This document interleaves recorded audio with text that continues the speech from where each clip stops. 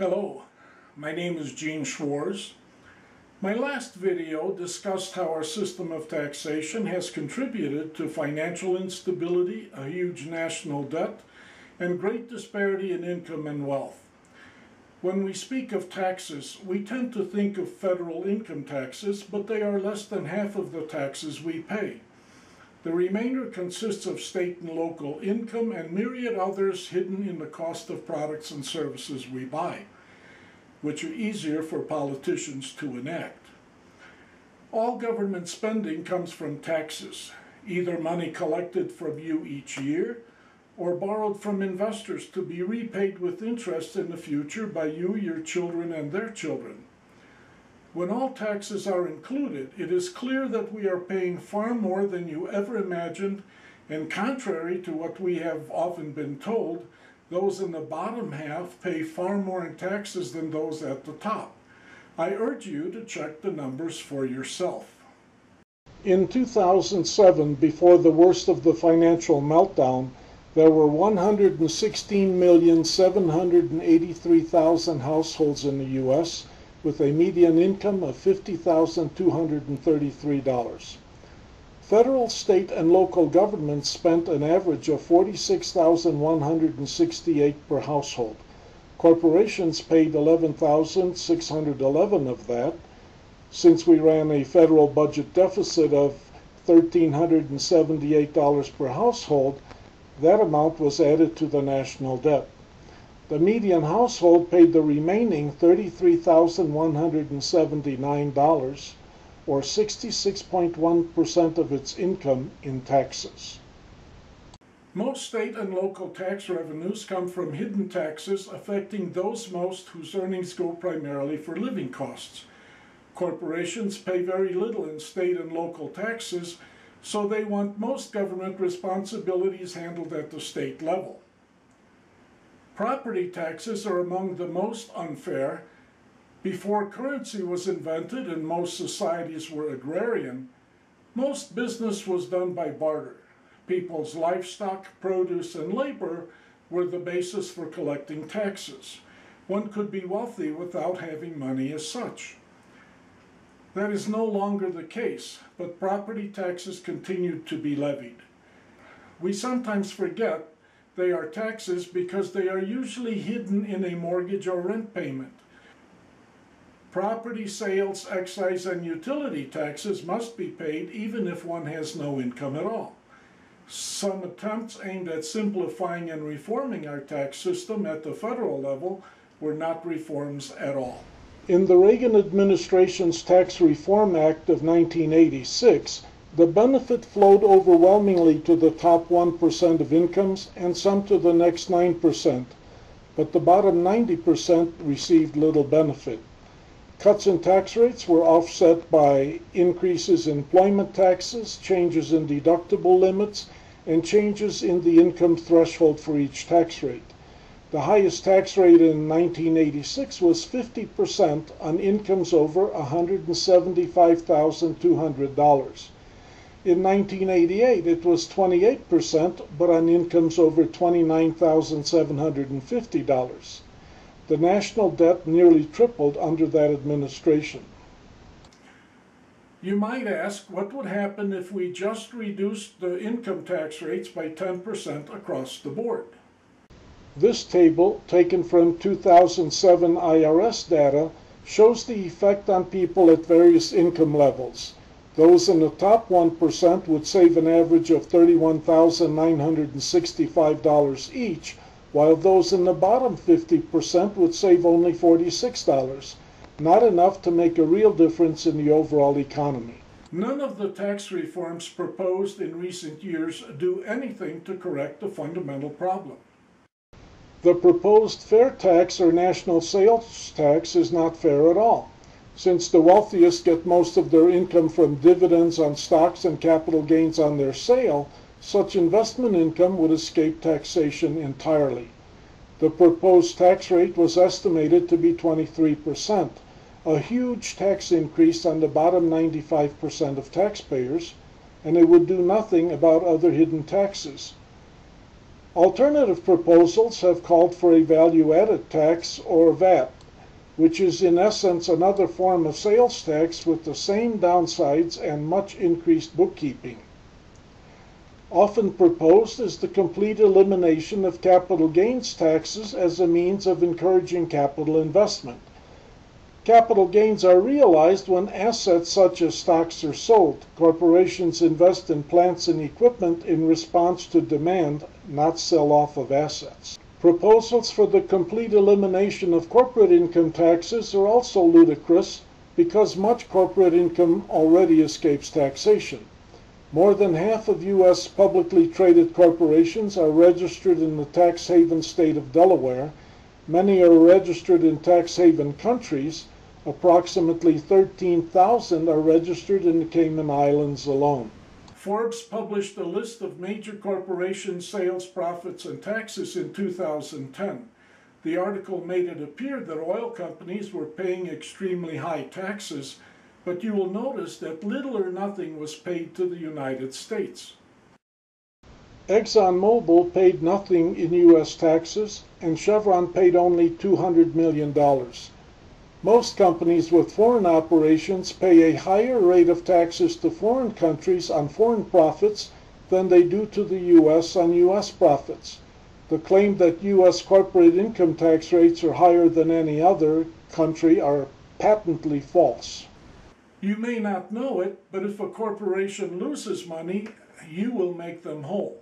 For example, one company that helped to precipitate the current financial crisis, Citigroup, had 2009 sales of $80 billion and losses of $7.8 billion, which gave it a tax loss carryforward of $6.7 billion.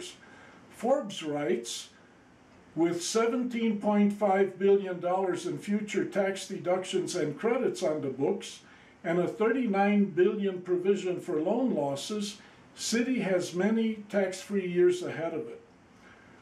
Our tax system makes their irresponsibility or incompetence the taxpayer's problem. This is a form of socialism, not capitalism. Of course, a corporation does not have to actually lose money to have us give them our money. In 2010, there were 36 Fortune 500 companies that got tax rebates even though they were profitable. This table shows just a few of them. A November 2011 joint report by Citizens for Tax Justice and the Institute on Taxation and Economic Policy studied more than half of Fortune 500 companies' annual reports. It covers corporate tax avoidance in considerable detail. It shows that the corporations studied received tax subsidies totaling more than $220 billion. There are huge disparities in what some companies and some industries pay in income taxes. Only a few pay close to the statutory 35%. Individuals and small businesses carry a disproportionate share of the total tax burden, and there appears to be no way to correct the inequities. All the remedies proposed to date shift the tax burden downward onto the people who already pay too much. Tax systems based on profits or income after deductions have a number of inherent flaws, not the least of which is that they are subject to manipulation. Dozens of companies I have invested in over the past 2 decades have been involved in litigation with their stockholders, customers, and the Securities and Exchange Commission. They have participated in accounting scandals, been fined, or had their executives prosecuted and imprisoned. Profits are not easily verifiable even by experts. That makes enforcement difficult and forces government to get involved in the minutiae of a business or household budget. Complex rules and regulations lead to inevitable loopholes and make it difficult to catch tax cheats. Much revenue is lost to underreporting of income and use of tax shelters and sophisticated tax avoidance schemes. It is a worldwide problem, the excessive influence of money in politics that allows those at the top of the economic ladder to skew the system in their favor. As labor union money once exercised some control of the political process, it has now been replaced by enormous sums funneled to politicians by industry associations and their lobbyists to promote special tax breaks, subsidies, and government contracts for their clients. I assure you that I am not proposing higher tax rates. The time has come for a much simpler system of taxation suitable for a global economy, one that eliminates hidden taxes and subsidies, charges all income at the same rate, dramatically lowers taxes for individuals and small businesses, and minimizes government's intrusion into business. It will not be easy to get all nations and states to agree on a common system, but a paradigm shift to a more competitive and equitable system is necessary to preserve democracy and capitalism. I would like you to consider what would happen if there were no hidden taxes of any kind and only one form of taxation at all levels of government. In the system I propose, everyone, including corporations, would pay a flat rate on gross revenues or monies received with no exemptions, deductions, exclusions, or subsidies. I call it the gross revenues tax, or GRT. These figures from 2007 show that corporate revenues are nearly 3 times those of individuals. Total federal, state, and local government spending is about 1/8 of revenues. That means that a federal tax of 6.9% and state and local tax of 5.55% would result in a balanced budget without benefit cuts. Any surplus would be used to reduce the national debt. The increased retained earnings of individuals would raise living standards, refuel the economy, minimize welfare expense, and motivate people to work. Setting prices is not the role of government or individual taxpayers. Businesses must set prices sufficient to be competitive, make a profit, and pay their taxes. As long as all foreign and domestic businesses pay taxes to the countries and states from which they get their money, and there are no subsidies of any kind, no nation, state, or business has an unfair advantage over any other. The most efficient businesses and governments would benefit most. Extremely low individual taxes would promote entrepreneurship, business formation, and jobs, especially in less skilled occupations where the need is the greatest. Because taxes would be directly proportional to prices, industries that gouge the public would repay the public by contributing more in taxes. To avoid any unintended consequences, the transition must be made slowly to allow time for adjustment. A 10-year period should be adequate. Each year, the current tax rates for every form of taxation and all subsidies would be reduced by 10% from the original, and the gross receipts tax would increase by 10%. The economic impact would become apparent after the first year. The process would temporarily add 2 lines to a tax return. At the end of the conversion period, tax returns could be as simple as 2 to 4 lines.